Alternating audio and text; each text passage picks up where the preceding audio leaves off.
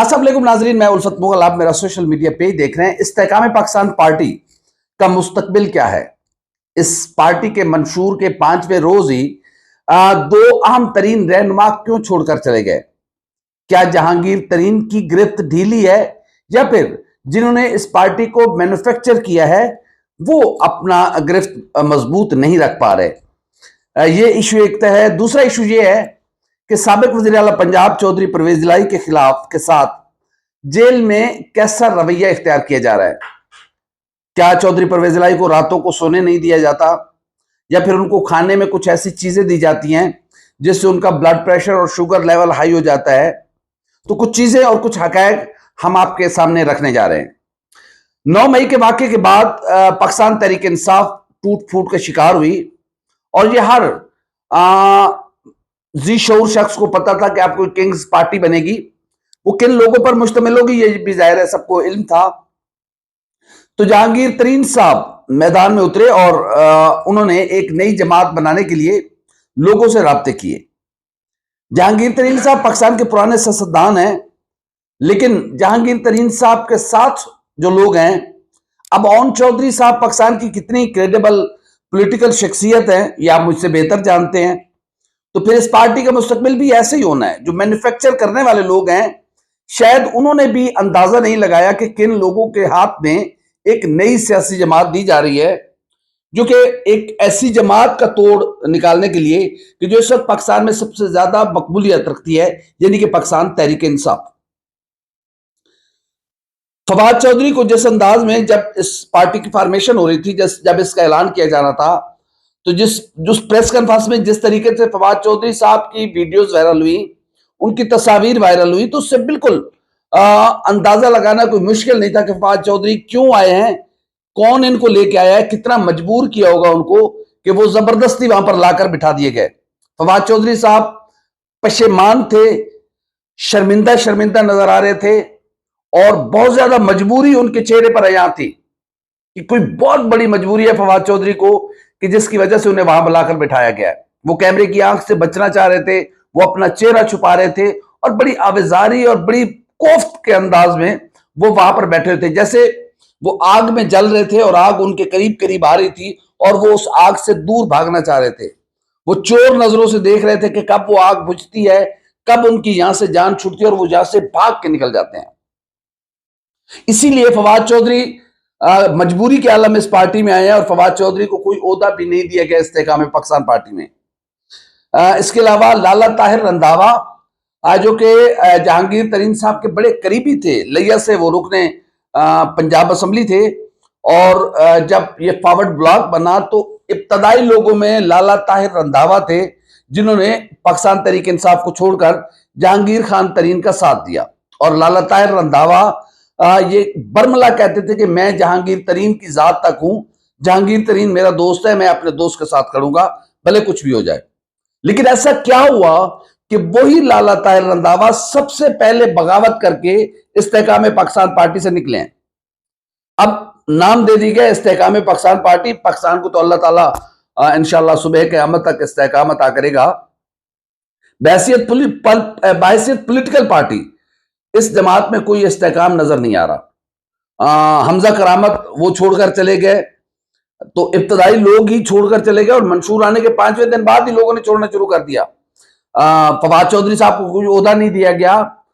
ये यकीनन ये सब जानते हैं कि फवाद चौधरी को मजबूरी के आलम में लाया जा रहा है और अब ये इतलात भी आ रही है कि फवाद चौधरी और परवेज खट्टक कोई नई जमात बना रहे हैं। ये सारे लोग किसी बज़ाहिर ऐसे लग रहा है कि किसी बहुत बड़ी मजबूरी के आलम में ये आए हैं। वो जो एक प्रेस कॉन्फ्रेंसेस का सिलसिला चला था, वो एक जो रिपीट था, एक पूरा लिखा हुआ तहरीर थी कि जो भी आता था वही तहरीर पढ़ता था और फिर उसके बाद वो चला जाता था। तो अब चीजें मेरे ख्याल में वो ट्रिकल डाउन हो रही हैं। जो एक हाइप क्रिएट हुई थी, यकीनन 9 मई के वाकयात काबिल मुजम्मत वाकयात हैं और जो भी लोग उसमें मुलविस हैं उनको सजा मिलनी चाहिए, इसमें कोई दूसरी राय नहीं है। लेकिन पाकिस्तान के सियासी मामलात में अगर पॉलिटिकल इंजीनियरिंग की जाएगी तो वो भी अच्छी बात नहीं है। तो इस्तेकाम पाकिस्तान पार्टी भी पॉलिटिकल इंजीनियरिंग ही नजर आती है और इस पार्टी में कोई इस्तेकाम नजर नहीं आ रहा। अभी तक की अगर हम बात करें तो इस पाकिस्तान की सियासी जमात का ये शायद पाकिस्तान की वाहिद सियासी जमात होगी जिसका अपनी फॉर्मेशन के साथ, यानी कि अपनी पैदाइश के वक्त ही इसका मुस्तकबिल कोई नजर नहीं आ रहा। हाँ, जहांगीर तरीन खान अभी तो नाअहल हैं, अगर वो इलेक्शन लड़ने के अहल हो जाते हैं, मे बी वो जीत जाएं, शायद अलीम खान साहब जीत जाएं, या एक दो तीन से ज्यादा कोई आदमी ऐसा नहीं है जो इस पार्टी में जीत सके। हमने पहले भी आपको बताया था कि इस्तेहकाम पाकिस्तान पार्टी और जहांगीर तरीन साहब के साथ जो लोग हैं वो डबल गेम कर रहे हैं। फैसल जब वाना झंग से हैं वो डबल गेम कर रहे हैं। वो सुबह जहांगीर तरीन के पीछे खड़े होते हैं प्रेस कॉन्फ्रेंस में, शाम को मुस्लिम लीग नून के मरकज के चक्कर लगा रहे होते हैं। लाला ताहिर को भी हमने आपको बताया था कि लाला ताहिर के भी राब्ते मुस्लिम लीग नून से वो करने की कोशिश कर रहे हैं। गो के अभी नून लीग ने उनको कोई ग्रीन सिग्नल नहीं दिया, लेकिन लाला ताहिर जो है वो जहांगीर तरीन साहब से नाराज होकर वो इस्तेहकाम पाकिस्तान पार्टी को अदम इस्तेहकाम का शिकार करके खुद बाहर निकला है और नून लीग से राब्तों की कोशिश कर रहे हैं। तो इस सियासी जमात का बज़ाहिर कोई मुस्तकबिल नजर नहीं आ रहा। उसकी वजूहात बहुत सारी हैं कि लोग अभी जो जा रहे हैं वो मजबूरी के आलम में जा रहे हैं। कुछ आपकी अपनी विल होती है, कुछ मजबूरी होती है, कोई इस तरह के हालात होते हैं जब आप किसी नई पॉलिटिकल पार्टी में जाते हैं। लेकिन जब 100% आप पर प्रेशर हो या 100% आप पर दबाव डाल दिया जाए तो फिर उसके बाद आप जाहिर है जबरदस्ती के कोई ताल्लुक ना बनते हैं, ना जबरदस्ती के रिश्ते बनते हैं, इसी तरह जबरदस्ती की पार्टियां भी नहीं बनती। तो बज़ाहिर तो ऐसा लग रहा है कि इस्तेहकाम पाकिस्तान पार्टी एक जबरदस्ती की पॉलिटिकल पार्टी बनाई गई है जिसका मुस्लिम लीग का फिर भी थोड़ा सरवाइव कर गई, लेकिन इस्तेहकाम पाकिस्तान पार्टी तो मुझे एक इलेक्शन भी सरवाइव करती हुई नजर नहीं आ रही। हाँ, कोई मजीद कुछ चीजें इसमें ऐड की जाएं, कोई नई इसमें रूह फोंकने की कोशिश की जाए, कुछ नई तवज्जो दी जाए, कुछ चीजें ऐसी कर दी जाए कि क्रिएशन या फिर जो एक जुर्लू होता है हमारे इलेक्शन में चलता है उसके नतीजे में अगर कुछ कर दी जाए, लेकिन फिर भी इसका आप इसकी पॉलिटिकल लाइफ की बात नहीं कर सकते। इसकी पॉलिटिकल लाइफ एक पानी का बुलबुला है, वो जब तक वो खुला हुआ है, हवा के हर के झोंके के साथ वो पानी का बुलबुला फूटेगा, उसका वजूद तक खत्म हो जाएगा। तो मुझे इस्तेहकाम पाकिस्तान पार्टी का वजूद पानी के बुलबुले से ज्यादा कुछ नजर नहीं आ रहा। दूसरा हमारा इशू यह है कि चौधरी परवेज इलाही को एंटी करप्शन कोर्ट में पेश किया गया। चौधरी परवेज इलाही ने गिला किया, और चौधरी परवेज इलाही वो शख्सियत हैं, ये बड़ी खास बात हम आपको याद दिलाना चाहते हैं। पंजाब की तारीख में जब से पाकिस्तान वजूद में आया है, जब से पंजाब असेंबली बनी है, पहली बार अगर किसी जो रुकन पंजाब असेंबली है जो कैद हो, उसको जो वो क्या कहते हैं उसको, प्रोडक्शन ऑर्डर, जब से पंजाब असेंबली वजूद में आई है, प्रोटेक्शन ऑर्डर किसी भी रुकने पंजाब असेंबली के वो जारी करने का कानून परवेज इलाही साहब की क्रेडिट जाता है। और सबसे पहले जो इस प्रोटेक्शन ऑर्डर के मुस्तफीद हुए वो हमजा शहबाज शरीफ थे। उस वक्त सलमान रफीक साहब वो उनके प्रोटेक्शन ऑर्डर जारी होते थे, अलीम खान साहब के प्रोटेक्शन ऑर्डर जारी होते थे। आज सबके प्रोटेक्शन ऑर्डर जारी करने वाला, पंजाब की तारीख में सबसे पहले लोगों को फैसिलिटेट करने वाला, आज चौधरी परवेज इलाही खुद जेल में सहूलियात मांग रहा है और कह रहा है कि मुझ पर इतनी सख्ती ना की जाए, आम कैदियों की तरह मेरे साथ सलूक किया जाए, फिर भी मैं खुश हूं, लेकिन मेरे साथ बहुत ज्यादा ज्यादती की जा रही है। परवेज इलाही आज जब एंटी करप्शन कोर्ट में लाए गए तो बहुत ज्यादा उनके चेहरे पर परेशानी थी। ऐसे लग रहा था कि उनको रातों को जगाया जाता है, ऐसे लग रहा था कि उनको खुराक भी पूरी नहीं दी जाती। चौधरी परवेज इलाही ने खुद गिला किया कि उनके पांव सूजे हुए हैं, उनको टाइम पे मेडिसिन नहीं दी जा रही, उनको प्रॉपर खाना नहीं दिया जा रहा, उनको जगाया जा रहा है, उनको सोने नहीं दिया जाता, उनको तंग परेशान किया जाता है।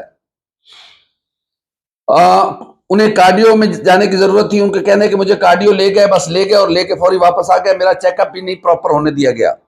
तो चौधरी परवेज इलाही पर भी सख्ती है, और चौधरी परवेज इलाही से क्या मनवाने की कोशिश की जा रही है, चूंकि काफ लीग कह चुकी हुई है, खुद चौधरी सालेक हुसैन साहब कह चुके हैं कि अगर परवेज इलाही वापस आना चाहते हैं तो वो खानदान के फर्द के तौर पे वापस आ सकते हैं, लेकिन वो पॉलिटिकल अगर वो काफ लीग में वापस आना चाहते हैं तो उनके लिए कोई जगह नहीं है। वो अपनी अलग सियासी जमात बना सकते हैं, लेकिन काफ लीग में उनकी कोई जगह नहीं है। तो चौधरी परवेज इलाही के लिए काफ लीग के दरवाजे तो बंद हैं। फिर कौन क्यों चौधरी परवेज लाई को तोड़ना चाह रहा है? उनको परेशान करने की वजह क्या है? या सिर्फ तहरीक इंसाफ से उनको अलग करवाना है? लेकिन अभी तक चौधरी परवेज लाई डटे हुए हैं, अभी तक वो खड़े हुए हैं, और जिसकी तवक्को नहीं थी कि इतना चौधरी परवेज लाई स्टैंड करेंगे, इस बात की तवक्को नहीं थी, लेकिन अभी तक चौधरी परवेज लाई स्टैंड कर रहे हैं इमरान खान साहब के साथ। तो देखते हैं चौधरी परवेज लाई पर कितनी और सख्तियां आती हैं, और खासकर जाहिर है अब उनके करीबी रिश्तेदार वजीर आला पंजाब भी हैं, तो अब हम तो क्या कह सकते हैं, जाहिर है मोहसिन नकवी साहब और चौधरी परवेज लाई साहब की रिश्तेदारी भी है, चौधरी शुजात हुसैन और मोहसिन नकवी साहब की भी रिश्तेदारी है, तो अब इसमें तो कुछ कहा नहीं जा सकता। जाहिर है पंजाब की जेलें निगरान वजीर आला मोहसिन नकवी साहब के कंट्रोल में है, तो सख्ती भी वही कर रहे हैं। अगर उनको कोई रियायत देंगे तो वो भी चौधरी मोहसिन नकवी साहब भी देंगे। तो अभी तक तो कोई अच्छी खबरें नहीं है चौधरी परवेज लाई के लिए। पाकिस्तान की सियासत मुश्किलात मसाइल का कंटिन्यू शिकार है, कोई पॉलिटिकल इस्तेकाम आता नजर नहीं आ रहा। इलेक्शन कब होने हैं? इन दिनों में पॉलिटिकल पार्टीज अपने मंशूर अपने उस पर वर्क शुरू कर देती थी, धड़ाधड़ मंशूर बनाए जा रहे होते थे। जो थिंक टैंक्स होते हैं पार्टियों के, वो बैठे होते थे, वो अपने अपने मंशूर बना रहे होते थे, लोगों को कैसे अपनी तरफ मुतवज्जो करना है, कैसे वोटर्स की तवज्जो हासिल करनी है, कैसे वोटर की वोटर की हिमायत हासिल करनी है। कुछ नहीं, ठप, सब ठप है। और ऐसे लग रहा है कि शायद पाकिस्तान में इलेक्शन 2025 के बाद होने हैं, तो किसी की कोई तैयारी नहीं है। सब ठंड प्रोग्राम में बैठे हुए हैं, पता नहीं क्या सोच के बैठे हुए हैं। मेरे ख्याल में गेम सबके हाथ से निकलने वाली है। सियासी जमातें, सियासतदान हाथ मलते रह जाएंगे, और हाथ मलेंगे। हमने बहुत पहले कहा था कि मुस्लिम लीग नून, पाकिस्तान पीपल्स पार्टी, JUFA से ज्यादा मुझे गिला इतना नहीं है क्योंकि वो इतनी जमहूरी जमात नहीं है। पीपल्स पार्टी और मुस्लिम लीग नून से मुझे ज्यादा गिला है कि वो जो गांठें हाथों से दे रही हैं, कल उन्हें वो दांतों से खोलनी पड़ेगी और उनसे नहीं खुलेंगी। ये बात लिख लें। बहरहाल खुदा इस मुल्क की खैर करे और अपने हबीब के आखिरी हज के सदके में इस मुल्क को सुबह क़यामत तक आबाद व शाद रखे। हमारी वीडियो आपको कैसी लगी?